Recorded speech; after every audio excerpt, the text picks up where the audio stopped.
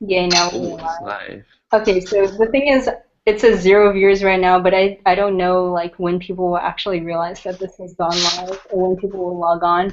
I know at least like 12, 13 people said that they were going to view. I dearly hope that it's not going to be like nobody shows up, you know? Because I've never done this before. This is interesting. This is very interesting. Wait, do we have three questions or do we just get another one? We got another I one. think we just got another one. Yeah. Huh. Pre-mad. What? What are you guys looking at? Oh, interesting. All right, Go to Jaga, the go to Q&A the on the left sidebar, side. click Q&A. That's where the people Oh, are going to write in questions. gotcha. As host only, I have the power to choose questions. So what just happened? Did did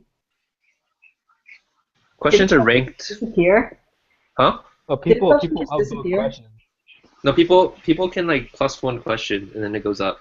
Oh, I see. Oh, I So see. the order is based on how many like people are interested in Yes, a but this question. question is gone, and we have a new one there. So it seems as though we are in fact getting questions.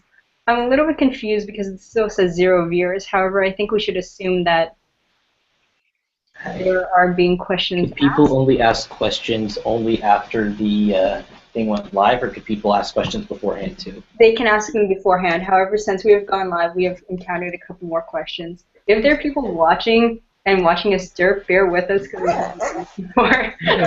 Oh, look, 6 viewers. Hey, we have people. Okay. Oh, we're Okay. popular. Should we just hit up the questions then, like from the upvote down? Yeah. No, we should do intros then. All right. Uh, We have 11 viewers. Shall we wait for a few more or no, let's just go ahead. go ahead? Okay, cool. Well, hello everyone out there. Welcome to the very first ever Scholar Connect virtual panel. This is to do with engineering and computer science. We have 4 panelists here currently. My name is Allison. I run Scholar Connect. I'm the Chief Information Officer, and I'm an energy engineering major. Other panelists? Jago. Um, Well, hey everyone. My name is Jaga Vigneshwaran. I am a fourth-year mechanical engineering major and public policy minor. And what do I do? I'm one of the student representatives on Kushva, which is kind of the faculty committee that decides the criteria for picking Regents. So congratulations for getting the scholarship. And yeah, that's pretty much me. go for it. Hi. My name is Andrew Fang. I'm a fourth-year EECS and Applied Math double major. I am currently the president of RCSA. I'm involved with a whole bunch of other things on campus. But you can ask me about research, internships, things CS related. Yeah, anything. Post more questions. There's very little questions. Well, Actually, no, there's more now. this question. That knows it shows that people can see you. Okay. Okay. Okay. Uday. You good? All right. Yeah. Hi, I'm Uday. I'm a third year, doubling in nuclear engineering and mechanical engineering, and I'm also the chief operations officer for RCSA. And yeah, ask me about research. I work for Office of Admissions. I've written for the Daily California and stuff like that. So feel free. You Awesome. froze, dude. Uday's gone. What? Oh, your screen's black. Oh, sorry. I'll fix that. Oh, David asks, are these audio? Yes, they're Audio Technicas. They're the M50X. Very cool. Oh, this is interesting. Selecting questions. Cool. Sorry. All right. Let's see. This is kinda Great. I'm glad that we're viewing. Cool. Oh, very interesting. Do you see this first question? I'm really enjoying watching these engineers try to work technology. Dude, this is good. This is great. This is good. We appreciate that this makes you feel better about your own skills. We have never used Google Hangouts on air, so bear with us, but let's get right into the questions and answers now. Sound good to everyone? They can't. Can they answer that? Or you mean I'm us? talking to sounds you. great. Yeah. Yeah. Yeah. Uday, man, what's with your video connection? He's Wait, my just gonna bad, jump in dude. and out. Yeah, so I'll just jump in and out whenever I can. Okay, sounds good. All right. Anybody have a question you want to tackle first of this list? Do you want to go in order based on the Sure. pluses? All right, sounds good. Yeah, go for So, it. first question, what's the average class size for EECS? So I'll take this one. It varies a lot depending on what class you're talking about. So in the intro classes, you have somewhere between like 500 to 1,000 now. A lot of people really like to take the Intro to CS class, so there's a bunch of non-majors also taking it. As you move up, like the major gets smaller, it whittles down. So class sizes range anywhere between like 100 and 200 then. If you go to schedule.berkeley.edu, you can look up like computer science classes and you can see the relative class sizes. But the thing to know is that even if class sizes are big, so you might have like a big lecture hall, there's separate discussions and lab sections that are much smaller. So if you're not familiar with how Berkeley classes work, usually you have a large lecture series that's just by the professor. You sit in a large lecture hall and you listen. And then afterwards, you break off into sections, sizes around like 30 people, 20 or 30 people. And those are taught by undergrad or a graduate student instructor who then breaks everything down for you, and it's a more intimate experience. So it really differs. If you have a chance, go sit on a class. Cal Day will be third, April April 18th, 17th? I believe. April 18th. Yeah. It's the So go and Saturday, just whatever sit on a Saturday. class. Oh wait, Friday. Yeah, On Friday. Friday's the You can't go to 17th. class on Saturday. Yeah. Yeah, go sit on a class and see what it's like. But yeah. Cool. All right. Anyone else? No, We good? All right. Andrew hit Moving on. Cool. All right. Next question. What AP credit can a CS major in LNS expect to receive, and what can it be applied towards? I'll take this one too. okay, go Or do ahead. you want to? No, I mean, like, Okay. you can literally Google AP credit, letters and sciences, Berkeley, and it'll give you the whole breakdown. But I'm sure It's really Andrew has like comprehensive specific list. examples. Basically, you can AP out of math. You don't have to do physics. You can AP out of a biology class. Of the 7 humanities, I think, actually, Yeah, 7 course breadth. So, is there any way for me? So, I just found the link here with all the AP. Essentially, like, this is the score that you need on this exam. We'll get you out of this. Is there any way for me to send that to this chat? Ooh, good question. Can we ask? Screen share. Screen share. All right, that works. You could try doing that and pull it up at least. Okay. Oh, that's cool. Screen share. For CS specific classes, while Jake is pulling that up, you can AP out of CS61B, but it's highly recommended that you don't, because that class. Can That's can not the see right one. this? What am I showing? That's not the right one. Oops. Oh dear. No, not magnets. Not magnets. Okay, basically CS61B is the class you can AP out of, but you don't want to AP out of that because that's the class that gets you internships and jobs, and that's the class you want to take. So specifically for CS, you shouldn't AP out of anything else. You can AP out of math, English. Everything else just counts towards your units so that you get more units. And then if Jaga has something. Can you see this now? Yeah. Okay, so essentially if you go on to UC Berkeley's website, you'll see there's a list of classes, essentially AP exams that'll get you out of what classes. So if you're in the College of Chemistry, College of Engineering, College of LNS. So CNS, LNS, essentially these are the exams that you can get out of, and these are the scores that you need. And so it's pretty much all you need. You guys might want to jot down this URL here, but if you go to Google and just Google it, it's the second link. Nope, it was the first link. The first link, if you just Google LNS AP Credit Berkeley, it's the first link that you're going to see. So that'll have all your AP credit questions. Whoa. What are you doing? There we go. Okay. So now that you've seen my interest in magnets for my project, so yeah. So Oh my god. go on to Google LNS AP Credit.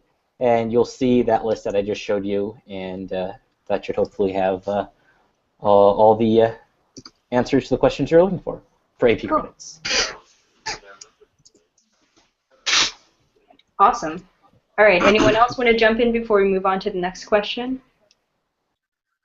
No? No. Okay, cool. All right, so top question is, what if you cannot make it to any of the CalSO days? Is there any way that you can register for classes beforehand without being on campus? Yeah, I can, or yeah, go for it. Know what I mean? No, it's all yours. Okay, so yeah, so you don't have to be on campus. Obviously, it's recommended that you be able to go to one CalSO date, but if absolutely you can't make it, you can actually Google this as well. Just if you go to the CalSO website, which is calso, CALSO .berkeley.edu. Let me try to actually screen share this. And there's like a section that says I can't attend CalSO. Hold on, one sec. Screen share. Let's see. Can you see this? Yeah, I put you on presenter view, so it'll Okay. be your screen biggest. Okay, cool. So yeah, so this is basically on the CalSO website, and then you can, this is like the top. You go to first years, and then right here it says I can't attend CalSO. And then, so yeah, so right here, step 2 and step 3, it just tells you the whole process for registration. Yeah, that's pretty much it. Anything to add? All right, very cool. Anything else to add? No. Why does that happen? Because when you switch back to the Google Plus screen, then like it, you know. Oh, because Yeah. it's like shares that. That's really funny. Okay. Anybody else who has anything to add to this question? I'd strongly recommend, so a little tip is if you are planning on going to CalSO, definitely try and sign up for the earliest one possible. And the reason for that is because you do get priority registration. So essentially, after CalSO, you'll get priority registration, but for your first sign up for your phase 1, for your first set of classes freshman year, depends on when you have CalSO. So after CalSO, everything else you're going to have the first date, the first times. But for your first phase, for the very first one, you want to try and get to the earliest CalSO because that's going to determine how early you get to sign up for those first few classes. So definitely try and sign up early. I skipped a final for to go to CalSO for mine. Teachers generally tend to be a little bit more forgiving, but yeah, it's just a little quick tip. Which final was it? Calc BC. Oh, okay. Yeah. Sorry. You skipped your Calc BC final. Well, my Calc BC final, because we'd already taken the AP test, ended up Yeah. being just like a project presentation, but still. Oh, that's nice. Who cares? Yeah. Dude, I had an actual final in addition to the AP test. Oh, That's like a sad. technical final? That sucks. Yeah. Yeah. All right. Anyone else, or are we moving on? I think we're good. Moving We're on? good. All right. This question's been here for a while. David asks, what's a recommended freshman year schedule? So I think that really depends on what major you are. If you go onto the College of Engineering website, you can actually see like a course plan. So essentially it shows you these are the classes freshmen take, sophomores take, juniors take, and seniors take. And that's assuming you're coming in with no AP credits at all. So what you should do is go onto that AP website that I showed you, figure out which AP test you took, what you can get out of, and then go to the College of Engineering website, go to the major that you applied as, and then figure out what classes you can get out of, and that'll kind of show you what classes you'll need to end up taking your first semester here. I personally would really recommend your first semester at Cal, you take the minimum number of courses, which for the College of Engineering is 12 units. For the College of Letters and Sciences, it's 13 units. And the reason I recommend that is that gives you a little bit more time to kind of get acclimated to the workload of all the Berkeley courses.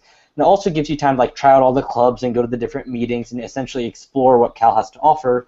So that your second semester you can take the full course load because by then you're probably used to what the courses are like. And you can also figure out, what you want to stick with. And so that's what I would recommend. You guys want to add in? No, honestly, I'd say, yeah, just go on the College of Engineering website. I think that's the best place to look for recommended freshman year schedule. Depending on your specific circumstances, we might be able to recommend things such as if you think you should test out of, say, Calc or like Math 1A or Math 1B. But that's going to depend on your specific circumstances. Anyone Um, else? I'm trying to find that. Oh, here we go. Okay, hold on. Let me share my screen again, hopefully with a little bit more success. Magnets. Magnets are expensive. All right. So go to this Oh my god, I website felt here. myself. Do you guys see this? Yeah. Yep, we gotcha. So engineering.berkeley.edu/academic/undergraduate-guide. Find which department you're in. There's also something called joint majors, which we can get into later if anyone's interested. So I'm mechanical engineering, so I click on mechanical engineering, and then it shows you essentially the fall semester what they Whoa. recommend taking, spring semester what they recommend taking, all the way through your senior year. And then, I mean, obviously, then it has a little bit more information on, when you can take this class, then you can take that class, and etc. But they have this for every major, so I'd recommend you guys check that out. Dude, it did it again. Yeah. Oh well. We good? Moving on? Oh my God. Alright, moving on. Okay. Top question here is, what are all the perks of being a Regents scholar? Which of those are the most important to take advantage of, and are there specifically any that are helpful as an engineer? The money's nice. I mean, Take advantage of that. money, priority registration, guaranteed housing for 4 years, faculty mentor, and membership into RCSA, which is the Scholarship Association, and then access to resources like the what is it called, the Research Fellowship. Yeah, those are I think all of them. Is that all of Can you them? guys see me? Alright, yeah. I Okay. think Jacob has a great resource right here. So I have a great resource. Again, self-promotion. If you go to the brochure that you should have gotten in your interview packet, it's the one with my face on it. If you go And inside, and yours, yep. So if you go inside, on this page right here, it lists out all the benefits of the Regents Scholarship. Me personally, what ended up being the most useful for me was the faculty mentor. I ended up doing research with my faculty mentor for the past 4 years. That's personally my specific to engineering. I think if you're looking in general, I think the priority registration is probably the biggest perk, especially the first few years. Being able to really control my schedule and the way it looked, and I don't like getting up in the mornings a lot, so being able to sleep in, kind of having that power was really helpful. That's me. and does anyone have anything to add where this question asks if there are any particular benefits that an engineer should take advantage of? I guess the other thing is engineers tend to do more research, or the sciencey people tend to do more research. You do get a $1,000 research scholarship fellowship.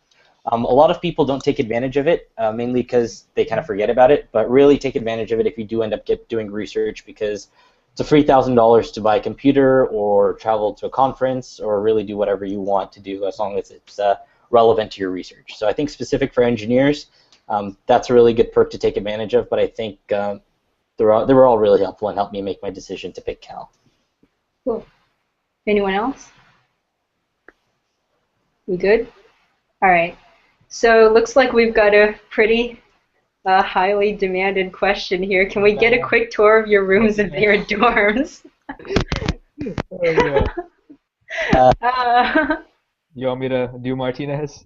yeah, sure. I mean, so so- to give everyone a quick clarification, 3 out of 4 of us are living in Martinez Commons, which are university-owned apartments. And actually, if we wanted to, we could probably all go out in the hallway and We all live right down now. the hall from each other. Yeah. Except all live. me. Wait, I don't. Okay. Except for here. Andrew. I'm in an apartment. Yeah, Go. so the place that the 3 of us are in, it's for second years and above, and it's an apartment style, but it's still like university owned or campus housing. So I can just do like a real quick, I don't know how helpful this is. Damn, Let's you have a see. lot of jerseys. Go Lakers. Yeah. Did I freeze? Yeah, you did. Yeah, Oh no. Wait, do you want to do it, Jacob? sure. Wait, am I Yeah. back? So essentially, this is my room, so you can kind of see my room. Where's the magnets? Magnets are stored carefully away. I've already had a friend destroy his computer. So this is my Ooh. room. It's fairly small. It's one of the smaller ones. And then if you go outside here, Ooh, boats. Get your own bathroom. So it's 1.5 bathrooms, so that's the bathroom. You can see there. Gets cleaned every week for you. And so this is the main door, main entrance, and then that's the stairs going down. So I'll go down really quickly. Right. Do you guys still have me? Yep, we're good. So if you go downstairs here, this is the living area. And then we get our own kitchen, which also gets cleaned once a week. Why is there toilet paper on the thing?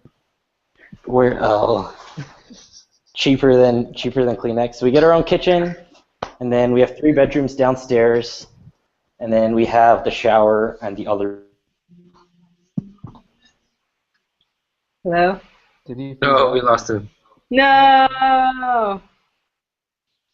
Man down. If you want a tour of the shower really bad, shower. But I feel like that's not worth it. Well, anyway, we'll see when Jaga comes back. But if you This guys is Martinez's comments. Okay. Jaga, are you there? This is great. Do you think I should give a tour of my room and or run into Jaga if I step outside? Or should we just move on? I think you got, because we're not really dorms, so I don't know how. Yeah. But there are housing tours available. So you have like the general campus tour. You also have housing tours. And we have a total of 7 different residence hall facilities. And they have like different setups. So if you guys are coming to Cal, or if you're coming to Cal Day or ROHP, then try to like book a residence hall tour in advance. Also, if you, in your Regents packets that you got when you came for your interview, just like the blue brochure, there's a orange brochure that has a lot more information about the different types of housing. He did. Whoa, he doubled. Whoa. Whoa. All right, are we back? Yeah, I think so. We never went anywhere. Oh. So yeah, Uday's holding up the one that I was referring to. So those should have been in your folders that you got when you came for your interviews. That has a lot more information about the specifics of kind of the room layouts, stuff like that. And like Uday said, Cal Day, they have housing tours, so you can check out the dorms then. Yeah, housing.berkeley.edu is pretty helpful. Cool. I think the first question up is pretty funny, all things considered. David asks, how is the internet connection on campus, and is there Wi-Fi available across campus? Yeah, there is. There's Wi-Fi in the dorm. There's a WisComp, which is throughout all the dorms and campus apartments. There's also a service called AirBears, and recently they've installed Wi-Fi networks like Cal Visitor for if you're not a student, you can use that Wi-Fi.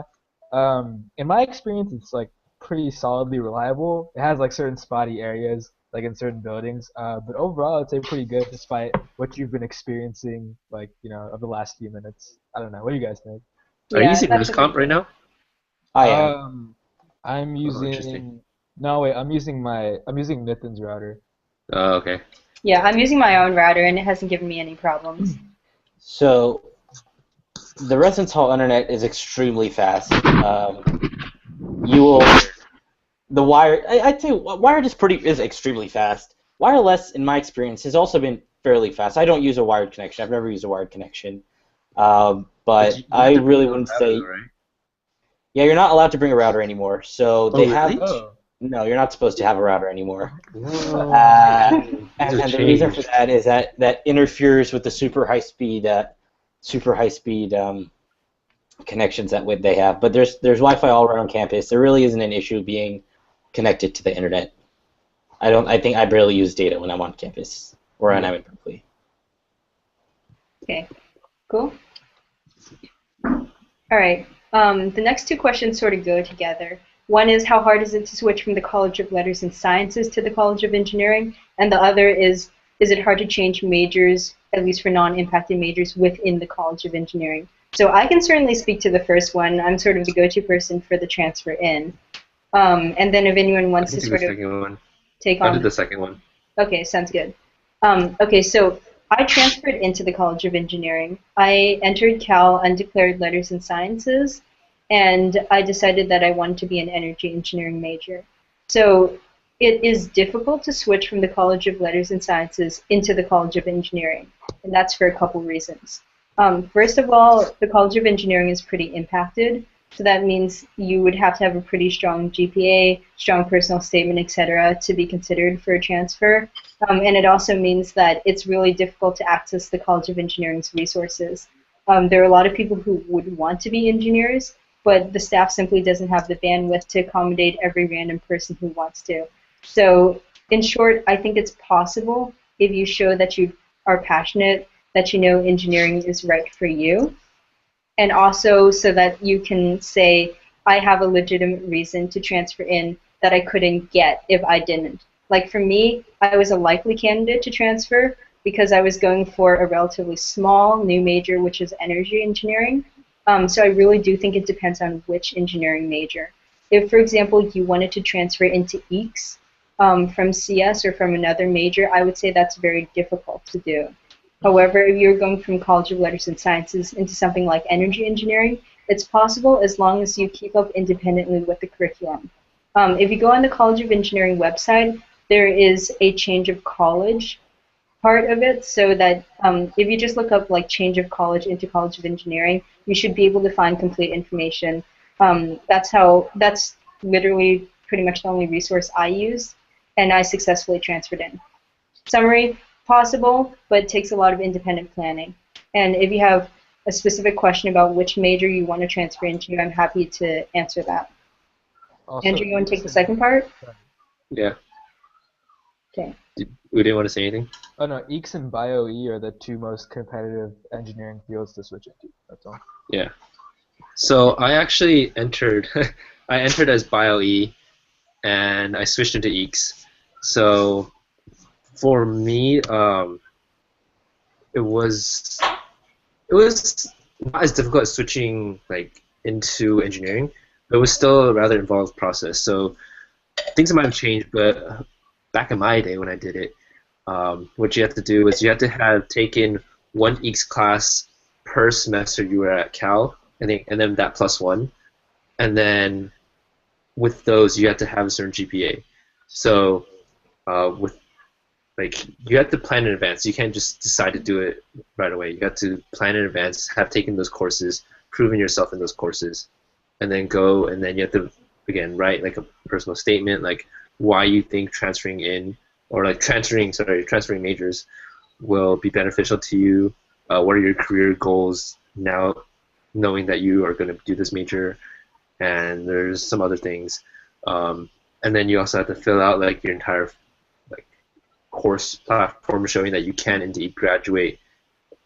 Like say if you switch in after your first year and a half, you have to prove that you can graduate within that given amount of time and fulfill all the requirements for the major you're transferring into. So for EECS and BioE, the GPA for you to transfer in is much higher than other ones. Mechie is easier, Nuki is easier, all the other ones are a bit easier. So it depends on how you want to do it. Now, if you're thinking about doing like if you're not really sure, I'd say take classes that satisfy both requirements your first semester. That way you can kind of kill both birds. And then if you're interested, Jacob mentioned the joint majors. So if you're interested in two things, you could actually petition to add a major. And so they have this joint major program where you fulfill parts of each major. I think it's like 70% of each major or 80% of each major. And then and then you get basically like a joint degree. Cool. Anyone else have other things to add? I don't know if you guys saw the group chat thing I posted. I don't know if everyone can see that. I can see it. I don't know that it shows up on the screen, but Well, essentially, all it really takes, like Andrew said, College of Engineering, transferring, Google that. It's the first link, has all the information you need. Nice, Right. short and sweet. Cool. All right. Looks like Did a you question. want to say something? No, go ahead. Oh, no, I was No, done. I was saying what you I were saying. Go interrupted for you. it. No. Same thing, yeah. Oh, okay. Great. We're good to move on? Yep. Yeah. Okay. Looks like a lot of people are wondering about if you don't have much programming experience, how difficult will it be entering as a CS major, and what do you recommend doing over the summer to prepare? I came in not knowing any CS, so I was again Really? bio-E. Yeah, I've never done No CS way. before. No, not until my second semester, my freshman year, did I actually open the command line and learn computer science. So like, it's totally doable. Um, I might be a faster learner than most people, but I know a lot of people have never like done any kind of CS coming into Cal, um, and they do just fine because the intro classes really are intro classes. They teach you how to do everything, and if you're like, there's two different kinds of intro classes. There's one where it's a little bit more challenging. You jump in, you do Python, and then you really get your hands like dirty with code and just learn. Another one is that's 61A. There's also CS10, which is like a intro to CS class where you learn more about like you program with blocks. So you have like block programming. You click and drag different things, and it teaches you like loop structure and Andrew, they don't have programming things. experience. They don't know what you're talking about. Well, okay, fine. Well, Some people might. yeah, some people might. Anyway, so there's two different kinds of classes. I'd say that during your summer break, don't worry about it. Like, this is the last summer. Well, this is one of the last summers you're gonna have that you will be completely free to do anything you want. After that, you might be tied down with internships or research or whatever. But this summer is kind of just your free time to just go explore, play, and kind of just do whatever you want. Cool. Anyone else? I The note on completely what agree. Andrew said. Sorry. Yeah. You good? All right. Another thing a lot of people are wondering about is, are students in EECS really competitive with each other because of the curve, etc.? And I think this question can be extended to a common worry a lot of people have, which is how competitive is Cal in general. It really differs by major. Like, I know from EECS, it's very collaborative. Like, all our group projects, or all the projects are group projects. You work with a friend to do everything. Our homeworks often are group homework, so you have two people working together to do the homework together. So everything is collaborative except for like the midterm, which you kind of just have to do by yourself. So I've never seen an issue with like it being very competitive where people are trying to beat out each other. EECS is almost collaborative to a fault. Like there's been a lot of people who I asked them like, hey, I'm stuck on this project. How should I do it? And they're like, here, look at my code. I'm like, no, I don't want to look at your code. I want to figure this out. But people are just like not willing to go out and just help you by giving you all the answers. So, Uday's gone. Again, So that's why you don't use your friend's router. yeah. So EECS definitely isn't. And I feel like I can speak for all of engineering. It's not as competitive as I know that business is much more competitive. People in business are very like it's a zero-sum game for them. For engineering, it's all about collaboration, working together, trying to solve the problem together, and that's how the industry is. And Berkeley kind of gears you up for that. I think where a lot of the misconceptions come from were about Berkeley engineering specifically being really competitive is because the grading scheme in college is completely different from what you're probably used to in high school. Whereas in high school you probably had, a 90% and above is an A and 80% and above is a B and so forth. In college it's not like that anymore. It's usually, the top 15 to 25% of the class gets an A, the next 35 to 40% gets a B and so forth.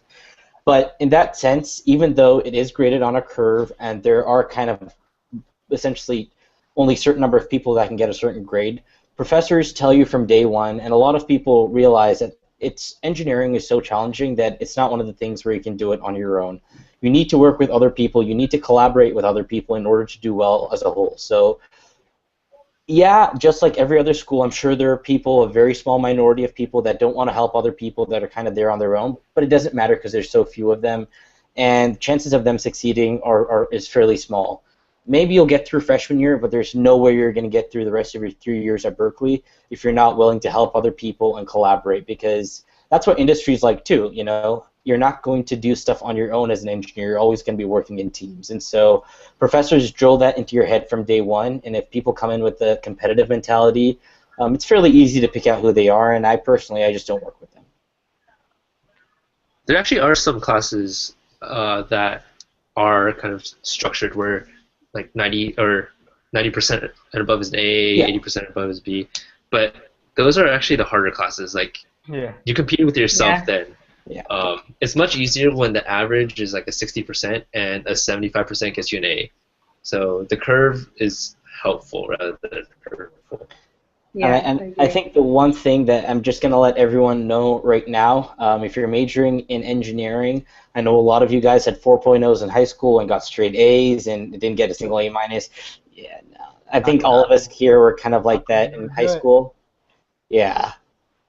Your A minuses aren't a 4.0 anymore, and A minus counts as a 3.7. There are no AP classes to bump your GPA above a 4.0. So it's a bit of a reality check, just putting it out there. So when we say, you know, average is 75% or 60%, you may not be used to that, but regardless of whether you come to Berkeley or wherever you go, you'll start getting used to that. So just wanted to put that out there. And GPAs don't really matter all that much, especially if you're going to go into industry. Like, you don't really care. Unless you get like a 2.0, then okay, fine. But yeah, do well enough, and it doesn't really matter whether or not you get a 4.0. I'm probably not gonna. Doesn't matter. Yeah, I would also like to say, because I know a lot of people worry about whether the fact that Berkeley doesn't count like an A minus as a 4 anymore, things like that, is that going to hurt your chances of getting a job or position? And I want to emphasize again, as Andrew said, it's not going to be a deal breaker. And also, companies understand, like everyone understands how Berkeley grades. So like people are aware of this and people take this into account. So don't worry about your GPA if it's like not a curved one that you want it to be, like how AP classes can put you above a 4. It's not going to hurt you, and it's not going to just decrease your chances of being competitive against other schools. I think the important thing to note, remember, is that when you're applying for jobs, at least certain mechanical engineering firms, and I know pretty much every company that hires CS majors, they care more about what you know more than what GPA you have. If you have the hands-on skills, if you have the coding skills, if you have the ability to solve problems, they're going to hire the person who has all those skills and maybe a 3.2 than the person who has a 4.0 and can't do anything with their hands or is not a good team player. And so you'll realize that in your interviews, once you start getting interviews for internships and jobs, that what matters much more is having those skill sets and not whether you got an A or an A minus in CS61A. All right, moving on. Move on. Awesome. Okay, so it looks like the sort of top question right now is, do students have assigned advisors who help you plan courses, etc.? Yep. So, does anyone else want to answer? I feel like I'm talking a lot. But, all right. Well, at least in the College of Engineering, if you're admitted as an engineering major, you get an advisor in the College of Engineering who's there to help you plan in courses, really whatever you want. And it's assigned by last name and major. And so you'll meet with them on during your CalSO. When you come to your CalSO, you'll meet with them to kind of get some advice for what courses you should sign up your first semester. But they're also here for all 4 years of your undergrad. In addition to that, at least for mechanical engineering, you also get a faculty advisor, regardless of Regents. You get a faculty advisor in mechanical engineering. I believe it's the same for other engineering majors as well, where you also have a faculty member who every semester has to approve all the courses that you want to take. They're there for whether you want to ask questions about research, classes, whatever it may be. On top of both of them, you also have faculty advisor that Regents assigns you. For me, it also happened to be within the Department of Mechanical Engineering. So within ME alone, so within mechanical engineering alone, I have my Regents faculty advisor, and I also have the faculty advisor that the department assigns, who are 2 completely different people who are essentially there for whatever questions you may have.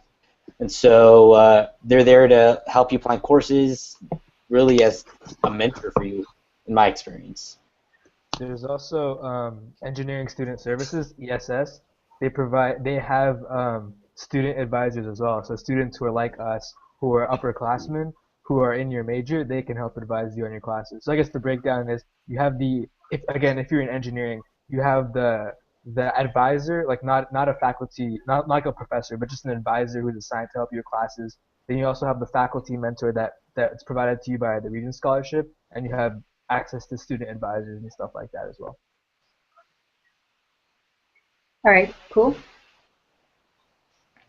Okay. It looks like a lot of people are very curious about if we can elaborate on the role of the faculty advisor because the information on the website is pretty vague. We should update that. Yeah.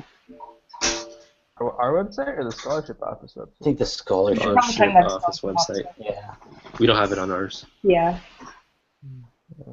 I think the faculty advisor is really what you make of it. What I personally recommend you do, so there's a lot of opportunities. As soon as you get to Cal, if you end up coming to Cal, which hopefully you will, as soon as you get to Cal in the fall, in the first few weeks of school, there's a reception that's held for all the mentors and all the mentees, where you'll get to meet at the Chancellor's house, have dinner, and essentially meet with your scholarship, your faculty advisor for the first time.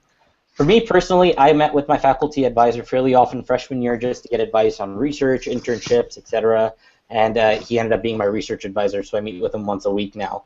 But it's really what you make of it. They're not going to come after you and say, like, hey, you haven't met with me this semester. If you want to meet with them once a week or once a month or once a semester, it's completely up to you. It's what you make of it. And I think you can really take advantage of it. I've gotten internships through my faculty advisor. I got research through my faculty advisor. I've gotten letters of recommendation through my faculty advisor. So really take advantage of that because that's not a benefit that's offered at a lot of schools where you have your own personal faculty advisor who's kind of looking over you specifically. Cool. Anybody else?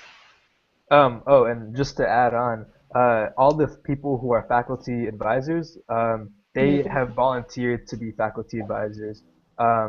So like they want to help you, but obviously they're very busy, and you have to make that initial effort to keep in contact with them. Cool. We have a good number of people who ask how is dorm food and which food plan do you recommend getting? I wonder if that person's name is actually John Smith. Yeah, that'd be interesting. Get the standard plan. Don't get. I mean, I don't mean to speak for all of you guys, but in my opinion, and those I've talked to, getting the standard plan gives you 14 meals a week, which is 2 meals a day in the dining halls. And typically, like you'll eat breakfast maybe in your dorm room. You'll have like lunch, wherever if you're busy during the day. So I think 2 meals on campus or in the dining hall is more than enough. So we have 4 campus dining halls, which are all you can eat. We have several on-campus dining locations where like you pay for food, so you pay however much you buy. And then there's also like a mini kind of grocery store called Bear Market where you can get like milk, cereal, like all that stuff. But I think the standard plan was more than enough for me. Also, you have 100 points roll over from fall to spring. At the end of spring, you lose all like remaining meal points that you have. And you can always add on during the semester if you feel like you're running low. And there's like a little table that shows you how many meal points you should have every week to like kind of to make it to the end of the semester. If I can also add on to that, I will say for a lot of girls who don't eat so much, you'll find that you have a surplus of meal points. So if you were like 2 meals a day, that doesn't sound like enough. I promise you, it's actually enough. And most of us have too many meal points. So that is something to keep in mind. However, do still get the standard plan. In addition, I will say that to speak to how the quality of dorm food is, I think it's pretty good, especially as dorm food goes. We have a lot of organic options because this is Berkeley, because it is the Bay Area. You have a lot of fruits, vegetables, always have vegetarian options, vegan options.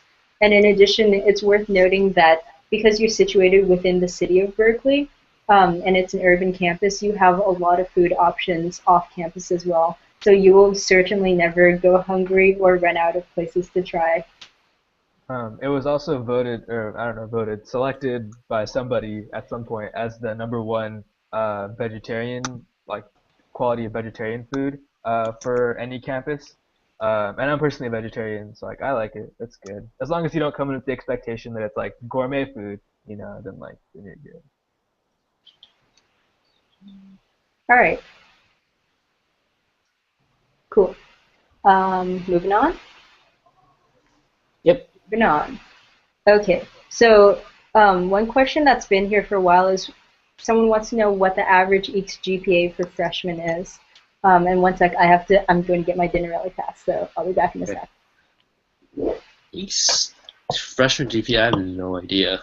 I have no idea. I don't think Honestly, that's something they publish regularly. Yeah. I mean, you could do the math. Like, the average grade is probably like a B minus if you curve it, so it'd probably be, if you like talking strict average, probably 2.7, 3.0, just based on the bell curve. But yeah, it seems pretty low. I think that's a little on the lower side. But like, it's also like, if you're ever taking stats, it's like a long tail. So there's like some people that like do really, really badly, right? So then they have basically fail the class, and then that pulls down the mean. So like, Yeah. average mean, it's weighted in the wrong way. If you talk about like the median, then probably like a 3.2, 3.3. So in my experience personally, my first semester GPA was actually my lowest GPA, mainly because I had absolutely no clue what to expect when I got to Berkeley. I was like, wow, it's not as easy as I thought it would be. But it's usually after that, your GPA usually goes back on an upward trend now that you've kind of figured out how to study for classes, how to study efficiently, and how to do well. So don't worry too much about your freshman year GPA. It's not going to really make or break any opportunities you have later on. One of the professors during the interviews was actually telling us a story about how his freshman year he got 2 C's and a D at Cal in EECS, and now he's a professor in EECS. So I think things worked out fine for him. Wait, is this the high? What? Who is this? It's not so high. Can't be. It's not Sahai. Well, Sahai Okay. needs a supplemental citation. I don't want to say the name of the professor in public, but Okay, sounds good. don't trust me. Don't worry about your freshman year GPA. It really it's even if you get a really bad GPA freshman year, you still have 7/8 or first semester freshman year, you still have 7/8 of your college left to bring it back up. So I wouldn't stress out too much about it, regardless of major. Okay, cool. So Annalise asks, how available are internships? In what year can students typically find internships, and what do recruiters look for in students, such as GPA, involvement, research, etc.? Oh, there's so many internships here. Andrew, what shirt are you wearing? Today's a Superman shirt, so it's. Ah. I have a Microsoft not LinkedIn. jacket. Okay. Okay. This is one. Basically, there's a different company with a different information session every single day, depending on like whatever major you are. And they're all recruiting, so they're all talking about the company they want to hire you.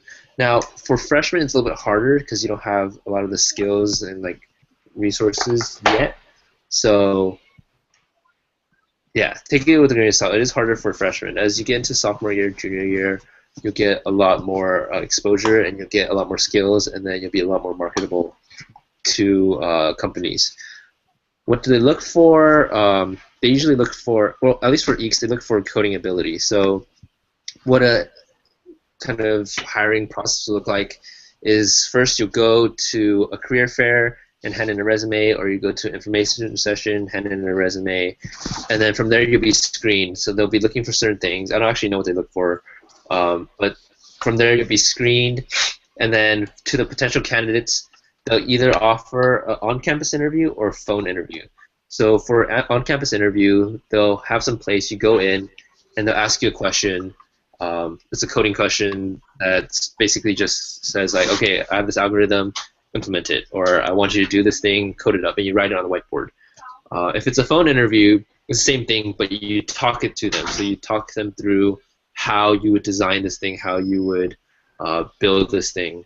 And then after that, if they still like you, you might have a couple more interviews, and then they'll usually have like an on-site interview where they'll take you out to their company, and then you'll spend half a day or so just talking to different recruiters, engineers, and interviewing with them. Mechanical is slightly different.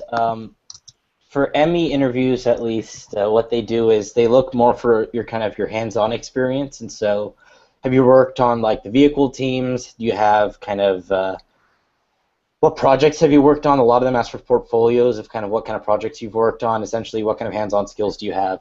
They don't care too much about the courses that you've taken as long as you have the skills under your belt. Also, being a U.S. citizen or a U.S. permanent resident really helps as well. Especially if you want to get into aerospace or the defense, you really need to be an American citizen. But other than that, really in the interviews, they're really looking for, are you the kind of person you showed that you were on your resume? Would you be a good team player? I think ME more than CS or EE really looks at your ability to work in a team. And some of the ME companies also sent, as part of their on-campus interviews, so when you go to the company to do interviews, they'll make you work in a team to solve a problem. So that's kind of what they look for. And EECS, you'll find an info session every day of the week. Every other major is pretty similar. Any major mechanical engineering company you can imagine recruits from Cal, even the ones that you wouldn't expect. Like, for example, Facebook held an info session and recruited quite a few mechanical engineers for their next generation of drones that they're sending up to Africa to beam down internet to the people in Africa with lasers. So, Really? like, yeah, I'm serious. So there was actually an article on Forbes about this a couple of days ago. So you'll have like the companies you'd usually think of, like General Motors and Boeing and Lockheed and Northrop, and then you also have companies like Apple. Apple recruits quite a bit. Facebook, Google. So there's so many out there. Cool. And if anyone wants to know more about research internships, I've had internships. I had an internship the past summer, and that was also an internship abroad. If any of you have heard me speak before, you've probably heard this spiel, so bear with me. But basically, I want to also say that it's possible to have an internship abroad and do research abroad and be paid for it. So there are a lot of opportunities. There are a lot of things that you can do. So internships are not only limited to those who are interested in industry, but also those who are more interested in academia or research. Did we lose Andrew? Andrew, he's gone. Okay, he probably went to the bathroom or something. Well, we ready to move on? Let's do it. Awesome. So this is a question where I have never seen this many pluses on a question so far. What other colleges did you get accepted to, and why did you choose Berkeley? The question everyone wanted to know, but we're too afraid to ask. Okay. Alright, who wants to go first? Andrew, you're just in time for the $1 million question. Everybody wants to know what other colleges we got into and why we chose Berkeley. Oh. Let's see. So I go? Yeah, I guess we'll go in order. Okay. I got into all the UCs, USC, Washington University, and St. Louis. So like I applied thinking I was gonna go pre-med, so which is why you have those schools. And then I chose Berkeley because I actually decided I wanted to do engineering, and Berkeley's engineering shoots everything else out of the water. So yeah, way out of the water. Yeah, who's going next? All right, so I'll go next. For me, the colleges I was mainly choosing between, in addition to some others that I got into, were the ones that I had scholarships to, or at least were nominated for scholarships to. That would be Berkeley, USC, and Harvey Mudd. And at this point in my life, I still wasn't sure whether I wanted to pursue the sciences for a career. So even though I got into the USC School of Engineering, and I applied generally to Berkeley because I just wasn't sure if I wanted to lock myself into a career in the sciences, I decided that Berkeley was by far the strongest choice. The Regents scholarship did make a difference. Having that was really helpful because I like to say the Regents scholarship gives you the benefits of a small school, a private school, and that individualized attention, but situated within the larger context of UC Berkeley. So that was definitely a big factor. And the other thing was that Berkeley has just a much wider breadth of excellence. And I think this goes back to what Andrew was saying too. You know, Harvey Mudd, even though you're in the Claremont Consortium, it's very small. It's very focused on math and science, and it just felt too small to me. USC too. I think a lot of the schools felt too isolated because I come from a city. I need to be in an environment that's a little bit more lively. So being at an urban campus, being at UC Berkeley, experiencing sort of the range that Cal had to offer, that definitely put it over the top. Also, just because you go to other schools and you get the sense that every school has a certain type. You can even look at the buildings. Every school has its distinctive style of architecture, whatever. But you go to Cal and there's nothing that looks like anything else. And I think that's really something that makes Cal special. Everybody is their own individual, and everyone's very comfortable with being themselves. Seeing that kind of genuine passion put it over the top for me too. If you're wondering what kind of architecture that is, that's Greco-Roman, by the way. Anyways, Greco. so so I got into a few schools. The main three that I was considering were Cal, Stanford, and UCLA.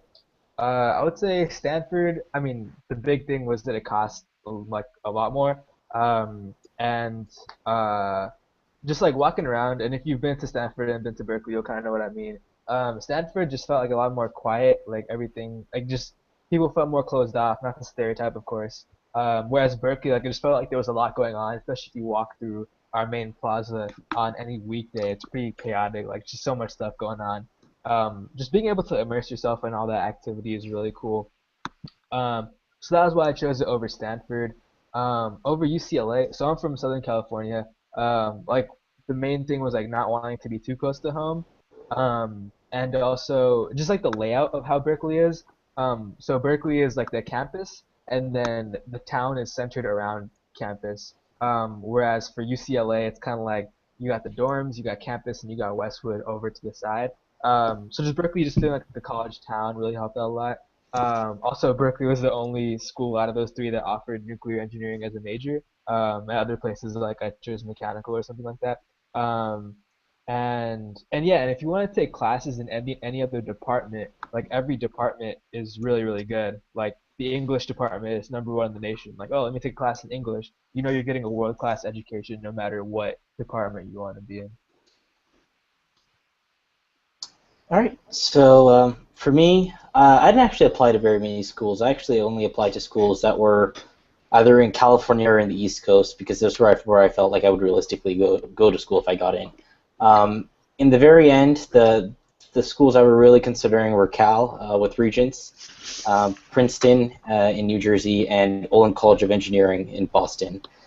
The reason I did not pick Olin College of Engineering is really because it was a little too small for me. I wanted kind of a broader education, and the other thing was, let's say I decided I wanted to study something other than engineering, it would have been much more difficult. I would have needed to go to a different campus, I'd need to take classes at a different university, just a lot more of an administrative hassle than I'd like. And the Princeton versus Berkeley one was a little bit more difficult, mainly because Princeton had always been a favorite school of mine. I thought it was really pretty and very beautiful, but I think at the end of the day, what's really important in the decision that you make is that you go to a school that is good for what you want to study and kind of has opportunities that will help you succeed in the future. Berkeley Engineering, MIT Engineering, and Stanford Engineering are the top three in the U.S., depending on the year, 1, 2, or 3. Princeton's usually a little bit lower than that. The other thing is, let's say the reason you want to go to a top engineering school is because you want to get a good job once you graduate. Obviously, a lot more companies come to Berkeley, MIT, and Stanford to recruit for engineers than they do to Princeton. And so long term, after I graduated from Cal, being a Cal engineer was going to be much more beneficial. And I know a lot of you might have also been admitted to other great schools like MIT and Stanford as well. The reason I would recommend you pick Cal, or I think picking Cal would be a better choice over the other two, is for a couple of reasons. No professor or no student is going to argue that one of those schools is better than the other for engineering or CS. They're all phenomenal schools with phenomenal programs and phenomenal faculty. Berkeley's half the price of the other two, and you're getting all the benefits of the Regents scholarship that you would not get at Stanford or at MIT. You're not going to get a personal faculty advisor. You're not going to get priority registration. You're not going to get guaranteed housing for 4 years with pretty much your top preference. They try and get you the nicest housing if you want it. you're not going to get $1,000 to do research. And so all of those opportunities combined made Berkeley the most sensible choice for me. I think going to a private school like MIT or Stanford for graduate school makes a lot of sense, mainly because you're not paying for that out of your own pocket most of the time. You're either getting a fellowship or you're getting a company to sponsor for it. But I think for an undergraduate education, for what Cal has to offer at the price that it's at, and for all the benefits of the Regents scholarship, it really made it a no-brainer for me. And it's cold in Boston, in Massachusetts. It's true. It's warm here. It's sunny. It's gorgeous today. It was like 75 today. So, Cool. yeah. Awesome. We ready to move on? Go for it. Cool. All right. So a lot of people want to know, what do you think distinguishes Berkeley most from other engineering programs? Same order. Yeah. Are we all answering questions now? I think one person. I should be mean, enough I for think that. for some questions like this, Okay. if you want to jump in. Mabu. Okay, I'll go again.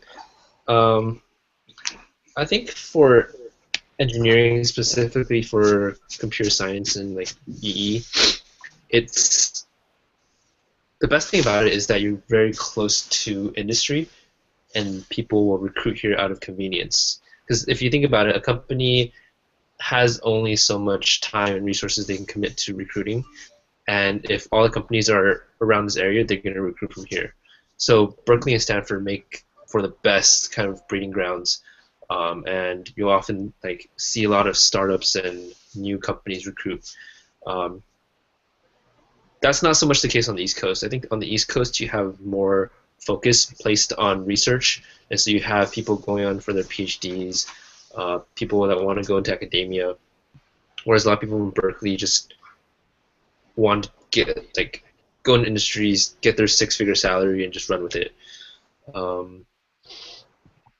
For me, like in my past internships, most of what I've seen is that you have about like 20% of the people come from Berkeley, and then the other 80% come from all different schools.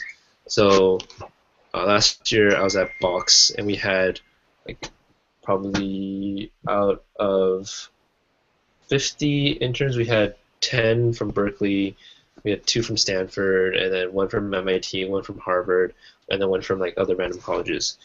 So the company presence at Berkeley is very strong. You have a lot of people who want to recruit from Berkeley, and they know that Berkeley engineering is top notch. So that fact in itself, I think, really sells Berkeley to me and to everyone else that goes here. Another thing that I really distinguishes Berkeley from a lot of other engineering programs that people aren't aware of, a lot of companies that recruit from Cal not only recruit engineers, but they also recruit engineers who they identify to go into leadership positions. And so a lot of the bigger companies, for example, Boeing, General Motors, they recruit from a lot of universities across the U.S. for engineers, but then they identify certain select top universities where they recruit engineers who they identify to go into leadership. And so essentially they hire you in as an engineer, but you've kind of been earmarked as soon as you're hired to kind of go into management, become a manager, become a senior executive fairly quickly, because they feel like not only do you have really good technical skills, but you also have really good leadership skills as well. And they only want people like that from top-tier engineering schools, of which obviously Berkeley is one. The other reason why I think Berkeley is very unique compared to some of the other programs, I think especially compared to Caltech, Berkeley gives you a lot of choice in engineering. If you want to go on the theoretical side and study more of the theory and end up going to graduate school and getting a PhD, you can do that. But if you don't want to take the theoretical classes, if you want to take more hands-on, project-based classes where you kind of learn skills that are more useful in industry, you can do that. So you really have the flexibility to do what you want. Whereas at some of the other schools, Caltech being the biggest example, it tends to be very heavily leaning on the theory side. On the flip side, schools like Cal Poly and Harvey Mudd tend to be very heavily leaning on the practical hands-on sides. So being at Berkeley gives you kind of the opportunity to decide what you want to do and what you feel like is the best choice for you. Cool. All right, so Sorry to interrupt. yeah. Just scrolling down some of the questions. One of them is asking, is this recording gonna be like on YouTube later? Yeah, I saw that one. Yeah, we can just polish that one off really fast. Where is it now? I did see that. The answer is yes. So there should be a link on the event page, I believe. But yeah, the recording will be on YouTube. It'll be under this email account's YouTube channel. Whoa, I didn't know they did that. So since it's a live broadcast, it's essentially the same as streaming it on YouTube. Like you have those things. So gotta watch what we say. I didn't realize that. Okay, cool. It's okay. You can actually edit the broadcast. Okay, Oh, solid. Yeah, this is a live stream, but you can edit it later. I didn't say that. All right. We'll edit Anyway, that moving on. Yeah. Sounds Okay.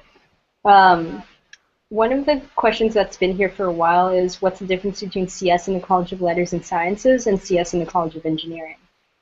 There is a web page on that.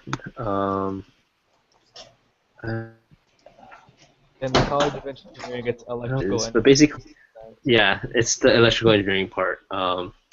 As a EECS major, you have priority registration for EECS classes, and then so by that factor, like upper div classes, by that factor, then you have access to the EE classes, which are harder to get if you're doing only CS.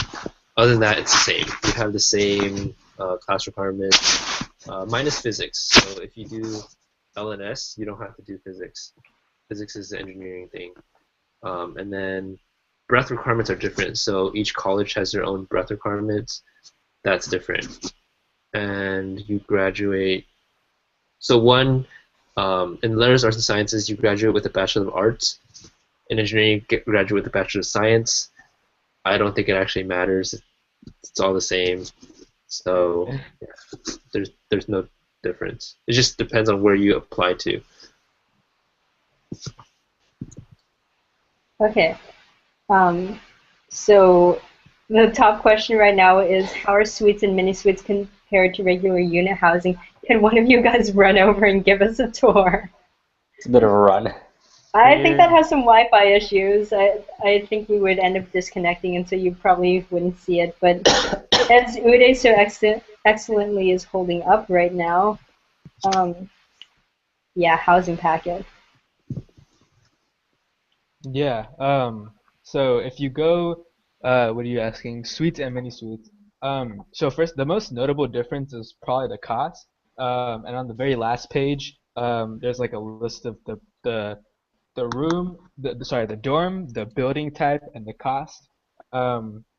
So for example, in Unit 1, like a regular double versus a double in a suite, it costs $2,000 more for the suite option.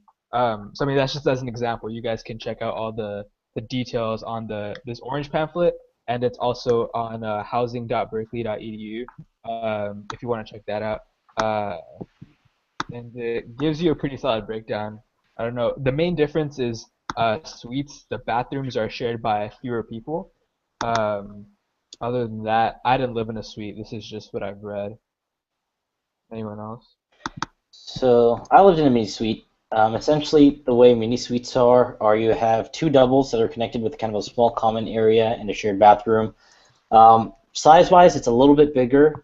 They're newer, but other than that, I don't think there's a huge difference between the mini suites and the normal dorm housing. But you can check them out on Calday when you come in for your tours. Yeah, again, I would say that keep in mind that there will be housing open tours.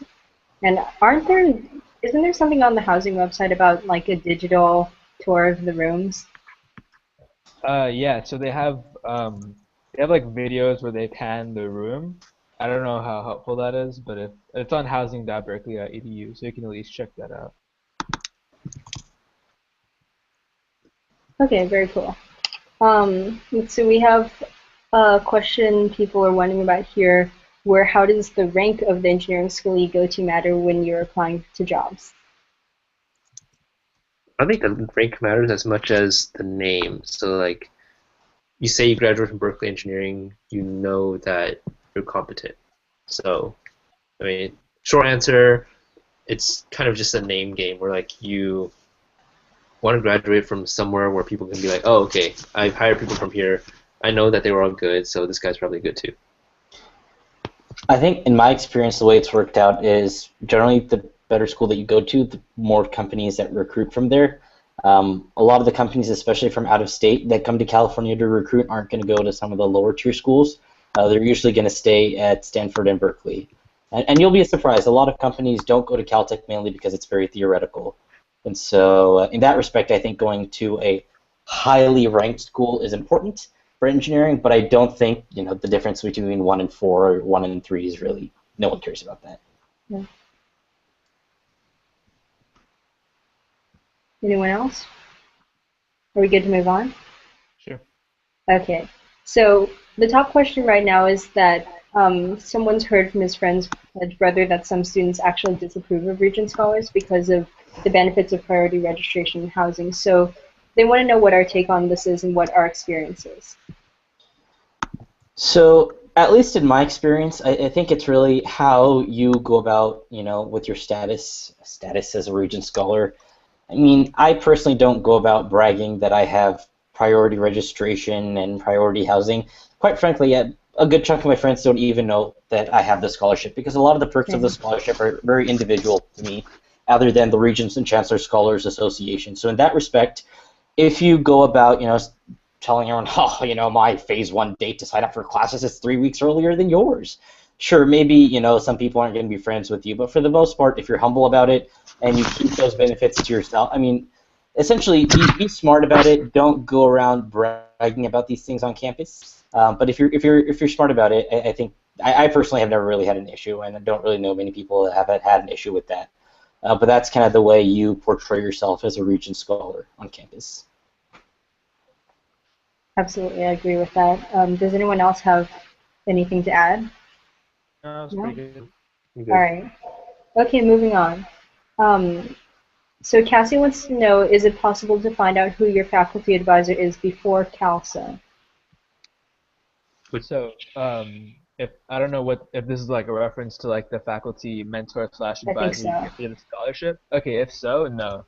Yeah. So what will happen is that the scholarship office will send you your assignments in August. I know for engineering it takes a little longer just because they have to go through some administrative stuff. But you will get those like right around when the semester starts, and they have stuff like the new like the mentor reception, like the new scholar reception, so you can actually get to meet them. And you can always email them and set up like a time to meet with them otherwise.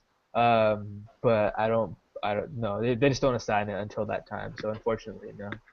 I think the only advisor that you will be able to find out about is your College of Engineering advisor, just because that's based on your major and by last name. Everything else you won't find out about until August or September. Okay, and just to clarify, because I was faculty committee coordinator last year, I happen to know that yes, the scholarship office doesn't assign faculty mentors until the fall near the beginning of school, so you won't know until then.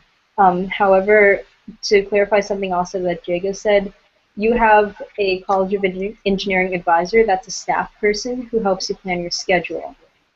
Their job is to be an advisor. In addition to that, people in the College of Engineering have a faculty advisor. And I think it's important to note that people in engineering therefore have 2 advisors. And as we said, you'd be able to know the identity of your major advisor, but you will find out your faculty advisor maybe a little bit later. And as Uday was saying also, there's going to be a new scholar reception in the fall, and that's a great way for you to meet not only your faculty mentor, but also other people's mentors, other professors who are committed to the cause of undergraduate education. So definitely be on the lookout for that. It's a great thing to take advantage of. Quick clarification on Allison's point. There's actually 3 advisors. You have your College of Engineering advisor, you have a Regents faculty advisor, and then you have your engineering faculty advisor who's within your department. On top of that, most engineering departments also have a student services advisor within that department. So really you have 4 advisors in a sense. But You're never at a loss for advising. If you want advice, trust me, there are plenty of people that are willing to provide you with advice. Cool. All right. Annalise wants to know, how do you guys get involved and what do you do for fun in and around Berkeley? Well, so right across from the Bay, you have San Francisco, which is a fantastic choice. Like I spent every other weekend my freshman year going to San Francisco, We have bus passes, so it's actually free to go there. It takes a little bit longer. It's probably like 45 minutes to an hour by bus. You can also BART there in like 20 minutes or 30 minutes. So there's a basically infinite number of things you can do there. Berkeley has a ton of great food to eat. You have so much like stuff you can do. They opened a new pool place too, actually. It's really cool. Yeah, you can. We have access to the BART, so you can go anywhere the BART can go, which is basically the entire Bay Area. Yeah. Davis is an hour away. Stanford is an hour. Santa Cruz is an hour. These are all by car. And yeah, so in addition to San Francisco, yeah, just look up the map of the BART if you're not familiar with it. It'll take you East Bay, West Bay, etc. Yeah. I personally go to San Francisco a lot. Also, there's a lot of stuff to do around Berkeley as well. There's a bunch of hiking trails.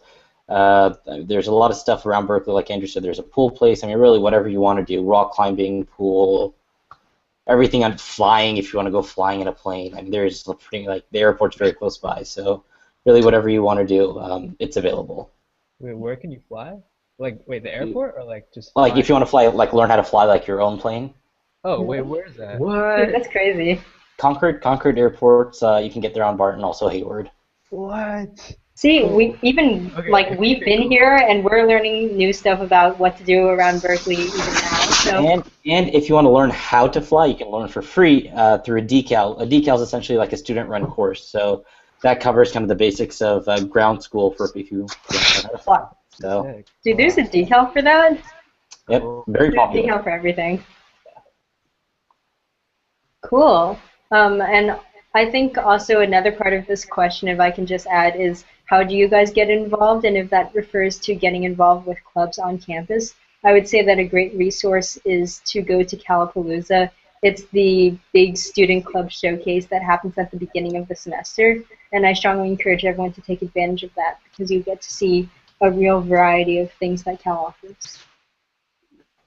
Cool. All right. The next question is, how involved are the professors in the classrooms? Is it like some schools where there are TAs teaching the classes, or more like private schools in terms of quote-unquote attention? Well, I think Andrew covered this kind of in his, Yeah. in his earlier answer. So yeah. So every class has like a lecture portion and a discussion portion, where the lectures are taught by professors and they're typically bigger in size. You're in your first couple of years, you'll have class sizes like on the order of over 100 students, and then as you get more specialized in your coursework, those class sizes will tend to go down. So for example, I'm in my third year right now, and every single class I'm taking has less than 30 people. Obviously, that of course varies by major as well. I'm in a very small major. So in the lecture part, the professor will teach the class, and the discussions are always 30 students or less. And that's where the GSIs, the graduate student instructors, which is like our word for TAs, that's where they will like reteach some of the material that the professor taught. They'll like answer questions about homework and like all that stuff. In terms of attention, like you don't get attention just by going to class, like lecture, just because there's like hundreds of people, especially in the bigger lectures in your first couple of years. You're not just gonna get attention, or the professor's not gonna know your name if you just sit in the lecture hall every day. But a fantastic resource is office hours. So all professors and all GSIs have office hours, typically, around 2 office hours a week, and you can also email them to set up an appointment if you can't make their office hour. And that's where you really get the personalized attention. Yeah. Anyone have anything to add? I think there's a big. Or Alison, were you gonna say something? Okay. I think there's a big misconception about how Berkeley's class sizes are massive compared to the privates. The intro classes do tend to be large, mainly because everyone needs to take it. Like for Math 1A, which is the introductory math class, not only do the engineers need to take it, all the chem majors, physics majors, bio, like everyone needs to take it, which is why it ends up being so large. Math majors, right? And if you look at the actual student to faculty ratio for Cal, it's about 1 to 17. Which is about the same for most of the private schools. So yes, Cal is a lot bigger than a lot of the private schools, and correspondingly, Cal has a lot more faculty members as well. So it's not like the ratio of student to faculty is insanely high at Berkeley compared to a lot of the private schools. It's pretty much the same as what you'd find at MIT or Stanford. It's just that other schools tend to have fewer students and correspondingly fewer faculty members. Cool. So we have a question from Mariel, who's been pretty patient. She wants to know, for Mechie majors, do you recommend retaking physics and calc? And while we're at it, if you guys can scroll down, she's asked another question a while ago, which is, does Cal have an aerospace major or minor? Maybe we can just polish that off here too. So I guess I'll answer the second one first because I'm very much into aerospace. So actually, Cal was the only place I applied as a mechanical engineering major. Everywhere else I applied as an aerospace engineering major. No, Cal does not formally have an aerospace major or minor. However, there are a lot of classes that you can take in kind of aerospace-related fields like controls, fluid dynamics, aerodynamics, and so if you do want to end up in the aerospace industry, you won't be at any sort of disadvantage. In fact, pretty much every major aerospace company you can think. I'm going to work for Boeing once I graduate. Lockheed Martin, Northrop Grumman, Raytheon, Honeywell, pretty much every major aerospace company you can imagine recruits from Berkeley. So no, it does not have an aerospace major or minor, but that does not put you at a disadvantage if you do want to go into the aerospace industry. And there are a lot of extracurriculars that kind of are around aerospace as well. But if you're interested in that, I can talk to you more about that offline. For Mechie majors, it really depends on the kind of high school that you went to and the teacher you had. What I've been recommending to everyone, there's a website that I'd recommend you go to. It's called tbp.berkeley.edu. Go onto the website. They have a bunch of exams that you can take for all the different classes. So if you go onto the physics section, the one I'd recommend you take is Physics 7A. Go try taking a few exams. If you find that it's pretty hard, I would recommend taking it again. If you find like it's pretty easy, I would recommend skipping it. And this is for all engineers. Same thing for calculus. Go on to the website, look at Math 1B for Calc BC or Math 1A for Calc AB. Take those exams. If you feel like you can do them pretty easily, go ahead and skip out of them. If you feel like you're struggling, you should take them over again. But regardless, in order to skip out of them at the university level for engineering, you do need a 5 on the Calc BC test, and if you want to get out of Physics 7A, you do need a 5 on the AP Physics C mechanics test. So AP Physics B won't get you out of physics. Mechanical engineering specifically, I would recommend retaking Physics 7A regardless of what you get on the AP Physics test, mainly because AP Physics only covers about 65% of the material that they cover in the corresponding class at Berkeley. And so if you do skip out of it, you're missing a lot of the material that a lot of the courses later on down the road assume that you have. So for physics, regardless of what you have taken or what kind of background you have, I would recommend taking Intro to Physics over again at Berkeley. Calc, just to add on, Calc, physics, I would say that retaking it is pretty useful.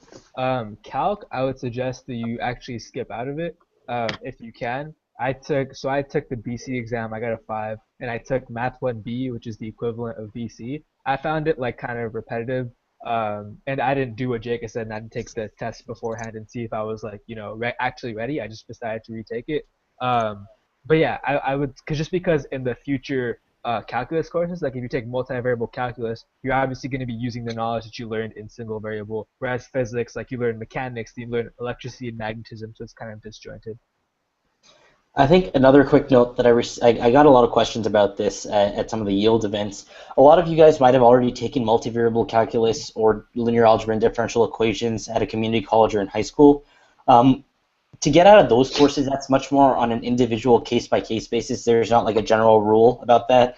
And so once you get to Berkeley, once you get to CalSO, you'd want to sit down with some of the advisors that will be there and actually talk to them about, oh, hey, I've taken this class at community college or in high school. Will I be able to get out of the corresponding class at Berkeley? So that would be more on a case-by-case basis for those of you that have that kind of background. And you can also go to a website called assist.org, like just the word assist. And that's a tool that tells you whether classes can transfer. So you can enter which specific like community college you took it at, and you can enter UC Berkeley and see if that's accurate. But obviously it's best to talk to an advisor and like confirm that 100%. All right, cool. And right now, let's see.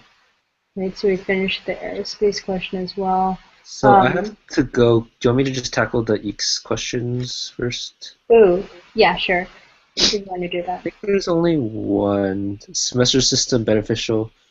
Well, it's not just EECS. I think Semester we system can. rocks, dude. Yeah, we can talk about semester system about like just in general, but the semester system is really useful or helpful when you don't have to rush and you don't feel like you're always taking a midterm. Like, I know I have a lot of friends in the core system where they're taking midterms all the time because your entire like curriculum's compacted down, where you have a lot less time to do everything else. So having a semester system is nice, especially if you like take some time to warm into the material, or you just need more time to figure out things, or you just really want to like dive into the concept and really understand it. Courses was kind of a little more pick here and there. You get a little general topics, a lot of them. Semester system, you really dive in deeper, and it's just nicer to have more time to do things. I don't feel as rushed. And you get a 4-week winter. Sometimes 5. Sometimes 5. And it lines up with some companies' hiring cycles because you get out in mid-May, and you start school at the end of August. And some firms, they start like intern positions or full-time positions at the beginning of June. Obviously that's case by case basis, but if you're in quarter system, you might happen to still be in school like at the beginning of June. And Yeah. Andrew, I think there was a question There's about one more. CS. How tough is it with so That's okay. things are changing. There's talks about like changing the major up, but for right now, what happens is, well, for all of LNS, you have to declare your major after 2 years. So after your sophomore year, you declare your major, and then you get into whatever major you declared. For CS, because there's so many people applying, they have a certain GPA threshold. So you have to have at least, I think right now it's a 3.0. It might rise depending if more and more people want to do it, and more people probably will want to do it. So they base it off of your classes at Cal, your engineering classes that you take in. For CS, you have to have taken at least 3 or 4 out of your required 6 lower div classes, and those classes you have to get at least a B in for all of them. And then you can always like retake it. If you get a D or F, you can retake it and try to get a B or A. But CS, in addition to econ, are some of the impacted majors, so those are a little bit harder to get into. All right, sounds good. Before we move on to some of these questions, let's return to the question that was up before the EECS ones, which was basically, do you need any form of transportation to get around? Is walking enough? Should you bring a bike or a skateboard? I bike, but you don't have to. a walk? Yeah. Your calves will be in tip-top shape by the time you graduate. Most people walk. Yeah. Yeah, the campus is very walkable. There's also a pretty big longboarding culture, longboarding / skateboarding.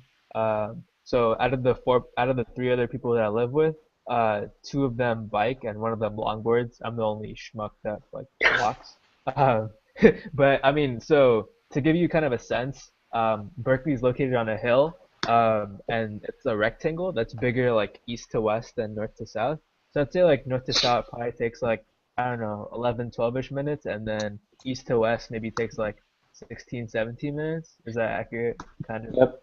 Yeah. So I mean, like it's all based on where your classes are and like what's convenient for you. But there are, and like all the dorms have facilities to like lock your bike at night.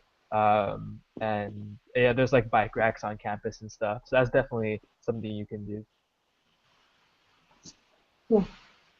Okay, I'm gonna go. All right. See you, Andrew. Bye. Thanks so much for See ya. helping. Okay.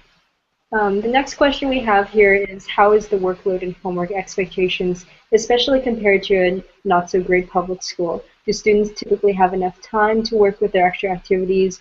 Do classes overpower you, or will we all die during finals week? That's a good question. It's quite the intense question. Do either of you want to tackle that first? I can hit you Sure. on the homework.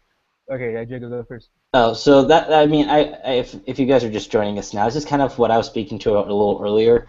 I really recommend you take the bare minimum number of courses your first semester here. You're not going to fall behind. Most of you are coming in with AP credits. The reason I recommend it is exactly for that reason, because at least for me, I came from a fairly decent public school, and even then, it was still fairly challenging for me to get used to the rigor of classes at Berkeley. Something that you might cover in maybe a week in high school, they probably cover in 15 to 20 minutes. You always have to be on top of things. You need to be paying attention. You can't be texting and writing down stuff in lecture, or else you're gonna lose where you are. And so, in that sense, you always need to be on top of your game. Which is why I recommend your first semester take the bare minimum number of courses so you can kind of get used to it. The problem is a lot of people come in taking 20 units wanting to graduate in 2.5 years, and then they're not really used to the workload, and then you crash and burn. So ease your way in. Like, it's okay to take the bare minimum. Try out, and exactly that's the reason why I say take the bare minimum, is so that gives you time to try out extracurricular activities, sports, social life. It kind of gives you time to explore, see what's out there at Berkeley, and so that your second semester, now that you've figured out what's there, you can take a full course load now that you're used to the rigor, and you also have figured out, what activities you really want to focus on for the rest of your time at Cal. So definitely you will have plenty of time to do stuff, especially in engineering.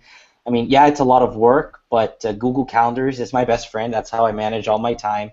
But yeah, you definitely have time to do things. You just need to be really good with your time management and don't overpower yourself in the beginning because it can get really hard. I did exactly what Jacob said not to do. Like I took 19 units my first semester. Definitely you don't do that. Like be at most I would say take 15 units. I would stray towards the lower side of that as well. Um, I try to use the analogy that in high school, like if you have an assignment, like a math, your calculus homework or whatever, you can kind of say, all right, this is gonna take me 2 hours to finish, and like you sit down, you do it, and 2 hours later you're done.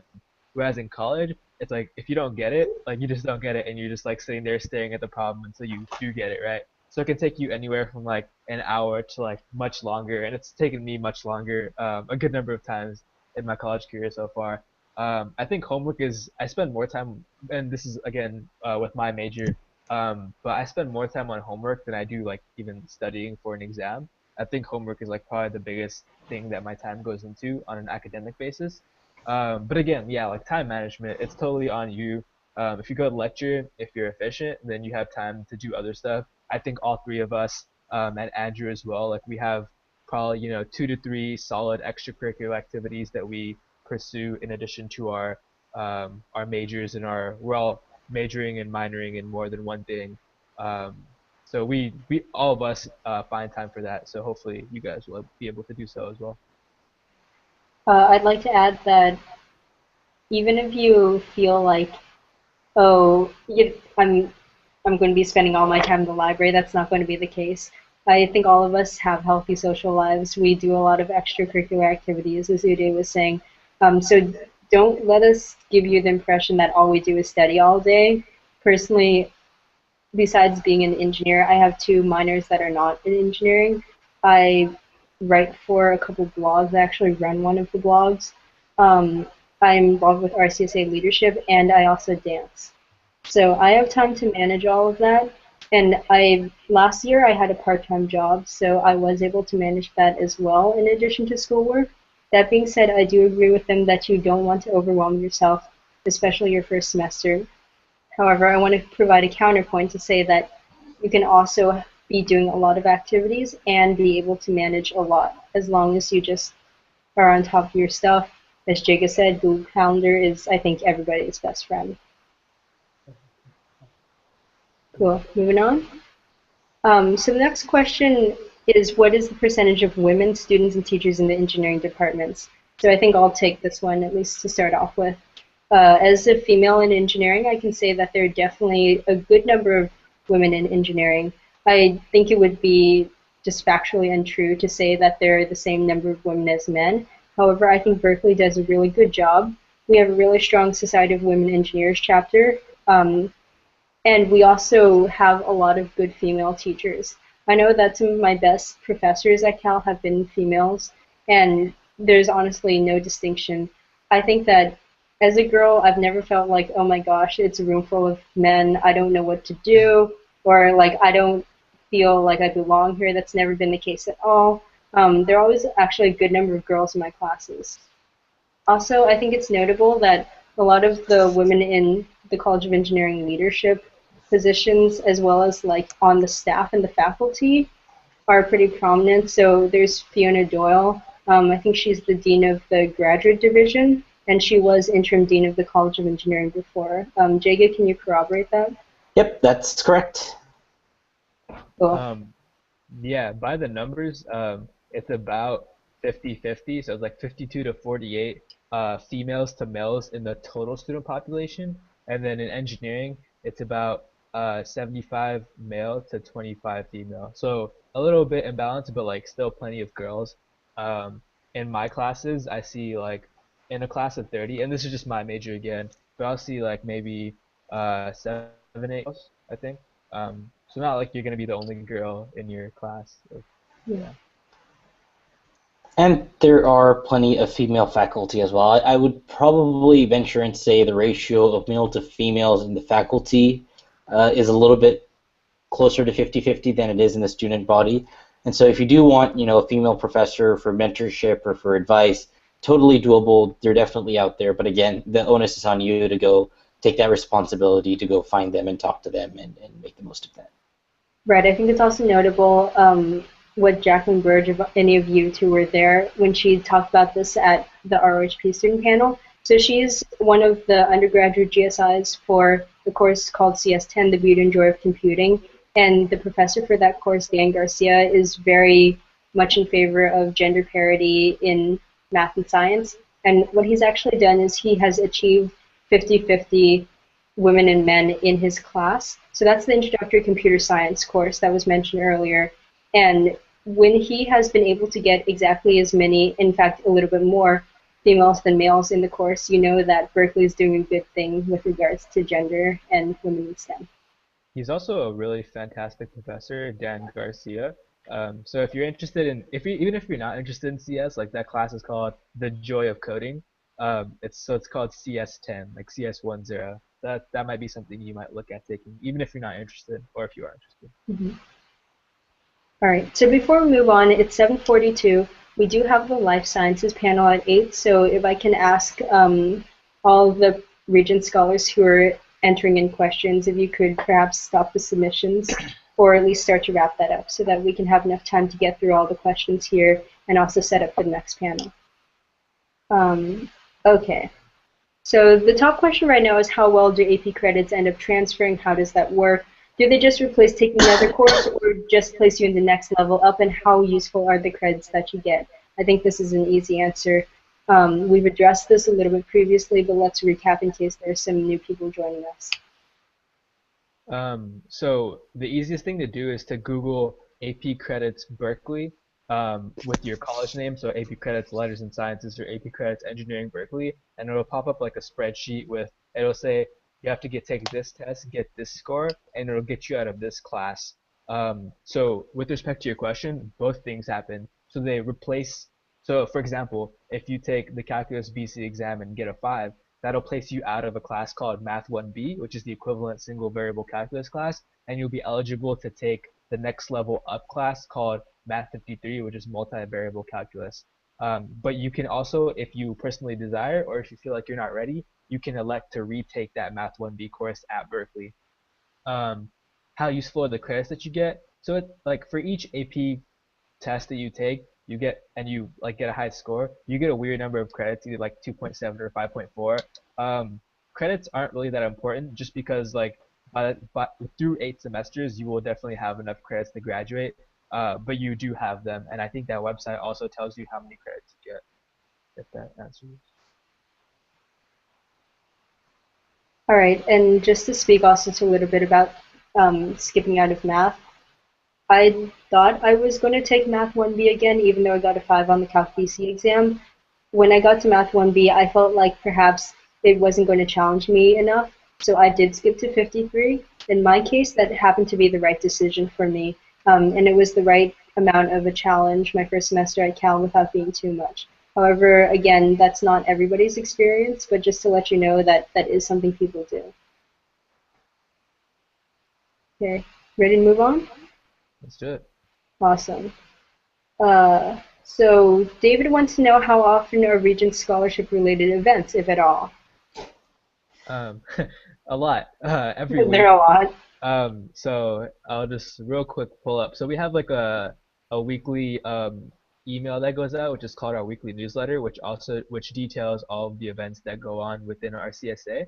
And there's also you'll be invited, or you'll have to join a Facebook group where there's like Facebook events and reminder posts as well. So you'll always be informed on what the stuff there is going on.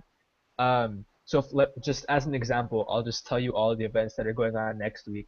So Do you next want to week we maybe have, put the newsletter up so people can see? yeah, let me see if I can make this work. Or you could put up like the Google Calendar too. That's on the website. Um, can you see this? Yep, we gotcha. Okay. So if you see, there's a organizational panel on health. So if you're pre-health, you can go to that and like kind of see what kind of health tracks you're interested in. That's next Tuesday. Also next Tuesday, there's an event where you can hang out with MCB professors. Like there'll be 10 scholars and maybe one or two professors, and you have lunch and you talk about research and that kind of thing. And then that Sunday, we have a clothing swap, so you can trade in old clothes, like get new ones, or you can just elect to donate your clothes. So just scrolling up and down this, you can see that we have several events, and these are only within the next 2 weeks or so. So to answer the question, you'll have events maybe once or twice a week, pretty much consistently throughout the semester. Um, and if you go to our website, which is rcsa.berkeley.edu, then you can see all the people that are involved with leadership and all of our committees, and kind of get a feel for some of the projects that we do. And as a freshman, you can apply to be on one of these committees during your freshman year and get involved with the leadership process. Cool. Okay. Let's see. We have a very nice comment from Yang Liu, who says, "Thank you for taking the time away from your studies." Honestly, if we've been helpful at all, that's the least we can do. But before we wrap up, let's try to get through these last few questions. Thank So, you, from Evan, he asks, for EECS/CS, is it feasible to find internships or research opportunities before your sophomore year? He says he's heard that you generally want to complete the CS61 series in order to be in good shape. So therefore, is it harder to get an internship prior to your second year? So I'll take this one. The answer is no. You still can get internships even if you are a freshman. In fact, Google and Facebook are two companies I can cite off the top of my head that have internship programs just for freshmen only. They only hire freshmen for the program. Generally, for most companies, having CS61 A, B, and C under your belt is beneficial, but they care more about what programming skills you have and how you can apply it rather than what classes you've taken. So yes, it's possible to get freshman internships. There are a lot of them designed just for freshmen, but yes, it is also very helpful to have 61 A, B, and C done before you apply for internships. So it's not impossible, but it would definitely be helpful to have those classes by the time you apply. Cool. Which again, don't kill yourself your first semester. Don't feel obligated to take all 3 of those classes your first semester. Like, Oh God. I don't think you completely can. cool. No, you cannot do that. I think B depends on A and C depends on B, but yeah, I'm not E, so can't say for sure. All right, cool. We're almost done. All right, so William wants to know if any of us got accepted into Duke, and if so, why we picked Berkeley over Duke. This seems like a pretty specific question. I don't know if does it apply to anyone here? Did not apply to Duke. No, me neither. Sorry.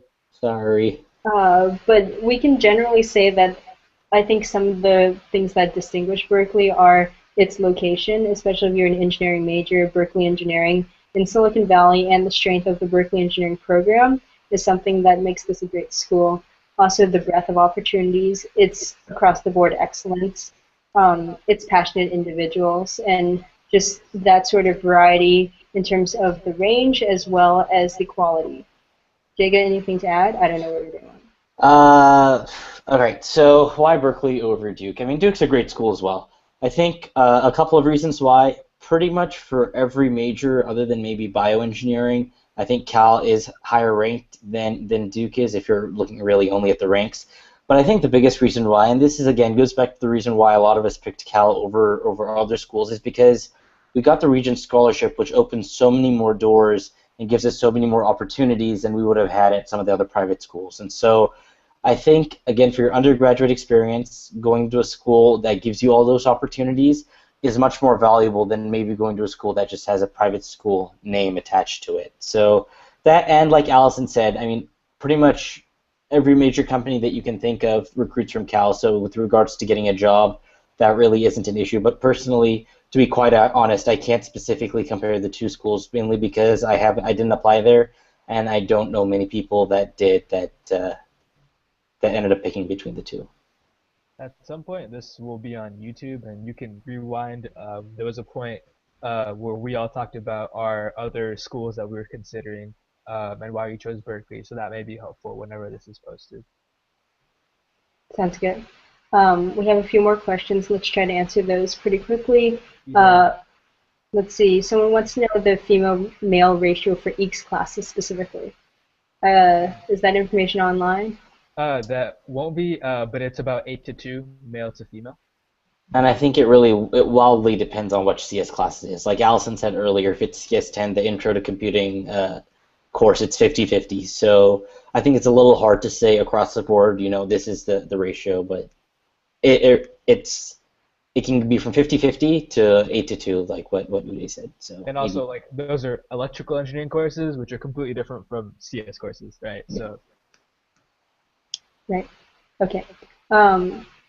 Question for you two. Will Mechie kids be dealing with a lot of CAD? If so, is there a particular program that's required?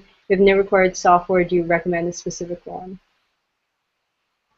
Definitely, you'll be taking 3 classes devoted to CAD, so you'll definitely get plenty of experience with CAD. They actually teach you everything. So E25. Well, it's been split apart now. There's E25, 6, 7, and 8, or E26, 7, and 8. what? So yeah, there's 3 classes. E28 is no more. That was when we took it. So E25 teaches you, I believe, 2D drawing and AutoCAD, kind of just 2D. I think E26 teaches you more of like 3D visualization, and E27 teaches you the software. To be completely honest, I'm not 100% sure.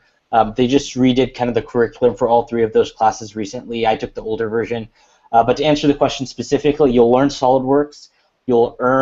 Every mechanical engineer will learn SolidWorks and AutoCAD Inventor and AutoCAD, Autodesk Inventor and AutoCAD. In addition to that, it depends on the electives that you take. If you take the upper division version, or if you take the elective for mechanical design and drawing, you'll learn Pro E. You might learn CATIA as well, but I haven't taken those courses. But regardless, you will learn those 3 if you're a mechanical engineering student at Cal. And they will, like, all the professors will tell you which software to use, and you will also get, as part of being in the course, you will either have access to computing facilities that have software on them, or you will be given, and in most cases, you will be given like a license code that lasts semester for a year, so you can download those programs onto your personal computer and use them from there. Yep. Cool. All right. Let's try to wrap this up. So I think there are some questions here that have pretty quick answers. Sarah wants to know if anyone here is in the major, if we can share experience in bioengineering. Unfortunately, none of us are, but I would encourage you to reach out to 2 members of our leadership team, Kyle Joyner or Josh Chen, both of whom are bioengineers, and unfortunately we're unable to make it to tonight's panel. But I think they would be very qualified to answer your questions, and you can use the Scholar Connect database to do so. Josh Chen is actually my apartment mate, and out of the 3 people I live with, 2 of them are bio-y. They like it. They've been able to get good research. Cool. Rhea wants to know if scholars can email us if they have more questions. Absolutely. That's what the Scholar Connect database is for. So if you have other questions, if you want to follow up with us in more detail, just hit us up over email. Do you want to say the URL just for them so they can if they don't Right. know. So if you're not aware, though you should have received some emails about this, the URL is rcsa.berkeley.edu/scholarconnect. Cool. Another quick question I think we can answer is this one from William. I've taken analysis courses at the University of Utah. Will they transfer, and should I even consider trying to transfer them? As Uday said earlier, I think this is where that site you mentioned comes in handy. Yeah, you can go to assist.org. That's ASSIST.org. And you can put in the name of your school that you took the class at, and you can put in UC Berkeley and see if it will transfer. Also, I'd recommend you setting up an appointment whenever you come to school in the fall. Set up an appointment with your College of Engineering advisor, and they'll be able to tell you in your specific case. Cool. One last question, if we could get to it really fast, is Sharon's question about basically she's going in as an engineering physics major, but wants to double major with EECS as a second major, has a little experience with computer science, but a lot of curiosity, and if anyone has advice. Yeah. So there's yeah, go for it. Nope. Oh, okay. So I just wanted to make a quick note for all people that are interested in double majors. If you want a double major, that's great, totally doable. Just make sure that you're aware of it early on. Don't decide to double major as a second semester senior or even as a second semester junior, just because there's an entire degree that you'll need to cram into a very few number of semesters. So it's totally doable. Even if you have a little experience with computer science, you can still do it. Just make sure you're aware of the fact that you want to do it early on, and that you speak with your advisor as soon as you get to Cal, so that you have time to plan out what courses you need to take each semester in order to complete everything on time. Andrew, who was a part of our panel earlier, he said that he's an EECS major. He came into college initially as pre-med, and he changed to EECS later on. Or sorry, as he came in as bio-E, sorry, and he changed to EECS, and he had zero CS or EE experience, and he's very good at it now. And also, just as a note, in the College of Engineering, they do offer joint major programs, which was covered a little bit earlier, in which you do about 75% of the coursework of each major, and you get a joint degree. And you can just Google joint majors engineering Berkeley to find out what those are. I don't believe it's offered as with engineering physics and EECS, but there are several joint major programs offered as well. But you're best off talking to an advisor about your intended double major, and as Jaga said, like talk to them soon. All right, awesome. I think those are all the questions. Annalise also wants to thank us for taking the time to answer the questions that scholars have, and again, it's no problem. We're happy to do it. So thank you to all who have tuned into this. We hope this has been helpful to you. Again, if you have any more questions, please feel free to email us using the Scholar Connect database. You can also tune in to our general panel, which is going to be on Thursday, or if you have specific questions about research and internships, that panel will be on Wednesday. We're going to wrap it up now to set up for the next panel, which is on life sciences. Also, thank you, Jaga, thank you, Uday, for being so helpful. Really appreciate it. Yeah, take care, Thanks, everybody. guys. Thank you. Good All luck right. with your decision. All right. Bye, guys.